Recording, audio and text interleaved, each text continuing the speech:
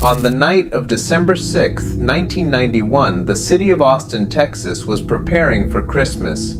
Holiday lights glowed in store windows, families were finishing dinner, teenagers were making plans for the weekend.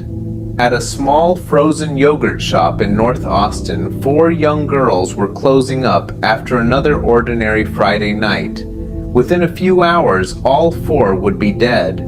The crime scene would shock investigators, devastate a community, and become one of the most haunting unsolved murder cases in American history. More than 3 decades later, the yogurt shop murders remain a painful mystery, one marked by violence, controversy, and unanswered questions. The store was called I Can't Believe It's Yogurt. Located in the quiet North Cross Mall area, it was a familiar place for local families and teenagers. On most evenings, the shop was filled with children, parents, and students enjoying a simple treat. On December 6th, 4 girls were working the closing shift. 17-year-old Amy Ayers was a bright high school student known for her kindness and maturity. 13-year-old sisters Eliza and Sarah Harbison were energetic and inseparable. Their friend, 15-year-old Jennifer Harbison, was thoughtful and well-liked by everyone who knew her. They were young, responsible, and trusted by their families. That night, they expected to finish work, lock up, and go home. They never made it. At approximately 11:20 p.m., firefighters responded to reports of smoke coming from the yogurt shop. When they arrived, they found the building on fire. After extinguishing the flames, they entered the back of the store. Inside, they discovered the bodies of the 4 girls. The scene was devastating. All 4 had been bound and murdered in the rear area of the shop.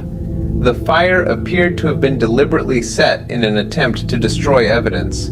Austin police were immediately confronted with one of the most disturbing crimes the city had ever seen. Investigators worked through the night, trying to understand what had happened in the final hours of the girls' lives. Witnesses reported seeing suspicious individuals in the area that evening. Several customers remembered 2 men sitting inside the yogurt shop shortly before closing. One appeared nervous, the other seemed to be watching the employees closely.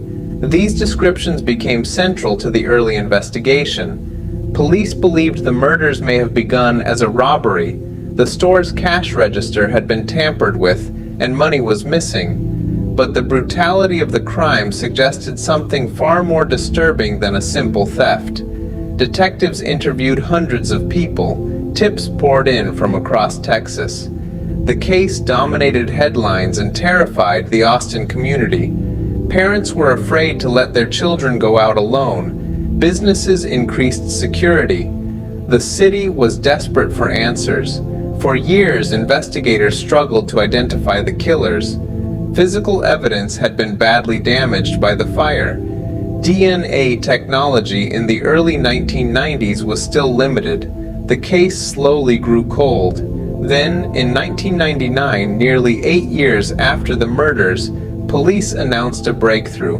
4 men were arrested. 2 of them, Robert Springsteen and Michael Scott, became the primary suspects. Both eventually gave confessions during police interrogations. According to investigators, the men admitted to being involved in the crime. The arrests brought renewed hope to the victims' families. At last, it seemed the case was nearing resolution. But almost immediately, problems emerged. The confessions contained inconsistencies. Defense attorneys argued that the statements were coerced after lengthy questioning. More importantly, advances in DNA testing began to cast doubt on the prosecution's theory. Biological evidence recovered from the crime scene did not match the defendants. As legal battles unfolded, confidence in the case began to erode.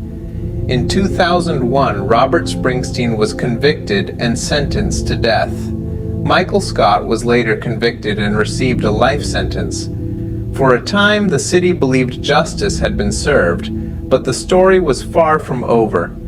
In 2009, an appellate court overturned Springsteen's conviction. Judges ruled that prosecutors had failed to disclose important information to the defense. Michael Scott's conviction was also thrown out. Without reliable confessions and with DNA evidence excluding the men, prosecutors were forced to reconsider everything. In 2010, all charges against Springsteen and Scott were dismissed. The two men were released. After years of legal proceedings, the case was back where it had started. No one was in prison. No one had been definitively linked to the murders. The families were once again left without answers. Investigators have continued to revisit the evidence using modern forensic techniques. DNA profiles have been analyzed and compared against national databases. Multiple unknown male DNA samples were identified, but none have led to a conclusive match. Police have emphasized that the investigation remains active. Over the years, thousands of tips have been reviewed. Dozens of persons of interest have been examined. Yet the most important question remains unresolved. Who killed Amy Ayers, Sarah Harbison, Eliza Harbison, and Jennifer Harbison? The emotional impact of the case has never faded. For the victims' families, the passage of time has not eased the loss. Birthdays, holidays, and anniversaries continue to serve as painful reminders of lives cut short. The Austin community also carries the memory. For many residents, the yogurt shop murders represent a moment when innocence was shattered. The case exposed the limitations of forensic science, the risks of false confessions, and the consequences of investigative mistakes. It also revealed how fragile justice can be when certainty is replaced by assumption. There are many theories. Some believe the murders were committed by local criminals who have never been identified. Others suspect that the perpetrators may have been linked to the girls or to the neighborhood. Some think the truth may already exist within the evidence, waiting for future technology to uncover it. What is certain is that someone knows what happened that night. Someone has lived for decades with the knowledge of how 4 young girls lost their lives. The building where the yogurt shop once stood is gone, but the memory remains. Amy Ayers was 17. Jennifer Harbison was 15. Sarah and Eliza Harbison were just 13 years old. They were daughters, sisters, and friends with futures ahead of them. On a quiet December night, those futures were taken. And despite years of investigation, arrests, trials, and appeals, the case remains unsolved. The yogurt shop murders are not just a mystery.